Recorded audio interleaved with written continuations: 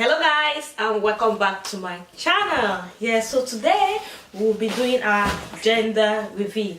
Yes, we as the parents, we already know what we're having, but you my subscribers, you guys don't know yet. So in this gender reveal, you guys will be finding out what we are having. I was supposed to do a baby shower, but it was just too stressful, so we decided to do this simple and easy gender reveal at home, just me and my immediate family. So guys, now let's find out what we are having. Is it a boy or a girl? So guys, this is the balloons we'll be using. I couldn't get a black balloon to buy, so we're using these colors to determine what I will be having. Is it a boy or a girl? So let's find out. Can you do the honors of busting these balloons?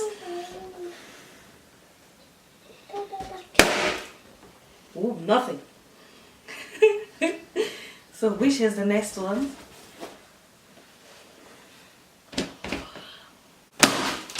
Oh, we are having another boy. Guys, did you see it? See the blue? Yes guys, we are having another boy.